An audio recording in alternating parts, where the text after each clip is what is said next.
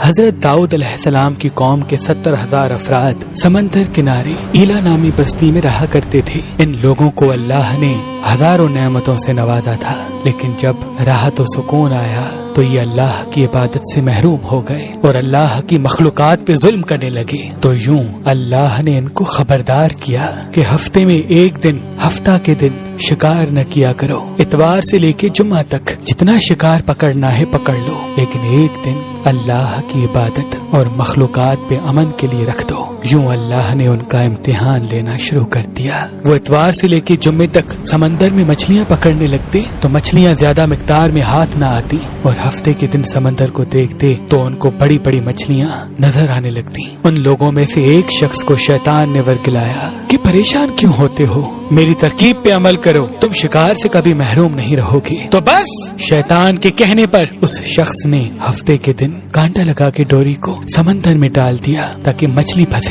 اور شیطان نے کہا اس مچھلی کو تم اتوار کے دن نکالنا، اور یوں ہفتے کی حرمت بھی باقی رہے گی اور تمہارا شکار بھی ہو جائے گا۔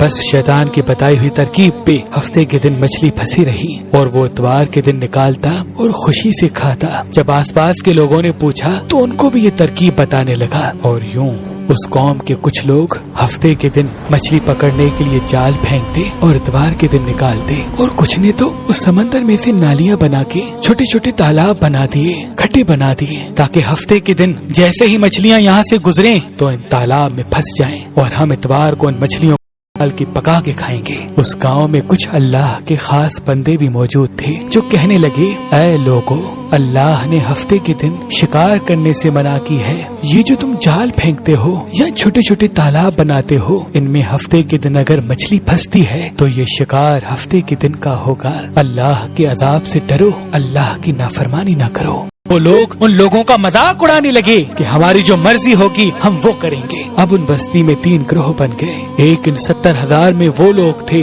جو ان نافرمان لوگوں کی بار بار اصلاح کرتے، دوسرے وہ جو ان لوگوں سے نفرت کرتے اور خاموشی اختیار کیے ہوئے تھے، اور تیسرے وہ جو گمراہ ہو کر اللہ کی نافرمانی کر رہے تھے۔ تو یوں نیک بندوں نے اس بستی کے بیچ میں سے دیوار کو کھڑا کر دیا اور یہ حکم نافذ کیا کہ اللہ کی نافرمانی کرنے والے اس طرف ہو جائیں اور ہم جو اللہ کے فرما بردار ہیں وہ اس طرف رہیں گے۔ وہ صالح لوگ بار بار ان سے کہتے رہے، اے لوگو، اللہ سے ڈرو، قوم سمود، قوم لوط کا جو حشر ہوا اس کو یاد کرو، اللہ کی نافرمانی نہ کرو ورنہ تم پہ بھی کوئی عذاب آئے گا۔ وہ سارے نافرمان جن کی تعداد تقریباً 12,000 تھی، سب ہنستے رہے کہ یہ تو سب کتابی باتیں ہیں، ہم پہ کوئی عذاب نہیں آئے گا۔ بس جیسے ہی وہ گروہ 2 حصوں میں تقسیم ہو گیا، ایک وہ جو اللہ کے فرما بردار بندے دیوار کے اس طرف تھے، اور دوسرے وہ جو نافرمان بندے جو دیوار کے اس طرف تھے۔ وہ نافرمان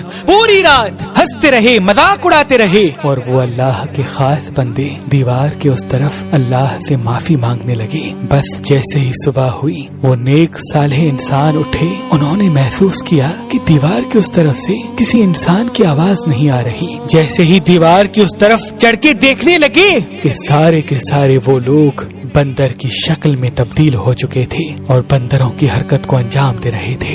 وہ جو صالح لوگ دیوار سے ان بندروں کو دیکھنے لگے، ان صالح لوگوں میں سے جو ان کے رشتہ دار تھے، انہوں نے ان بندروں کے کپڑوں سے اپنے اپنے رشتہ داروں کو پہچانا اور چیخ کے رونے لگے، اللہ سے معافی مانگنے لگے۔ لیکن اللہ کا عذاب جب آتا ہے تو وہ ہو کے رہتا ہے۔ وہ 12,000 لوگ جو بندر بن چکے تھے کچھ بھی کھا پی نہیں سک رہے تھے، اور یوں 3 دن بعد وہ اس عذاب میں آ کر فنار ہو گئے۔ بے شک اللہ ان بندوں کو پسند نہیں کرتا جو اللہ کی نافرمانی کرتے ہیں۔ اے اللہ، ہم سب کو اپنا فرما بردار بندہ بنا، ہم کو ویسا بنا جیسا دیکھنا چاہتا ہے۔ آمین ثم آمین۔ ہمیں دیکھنا چاہتا ہے۔ آمین ثم آمین۔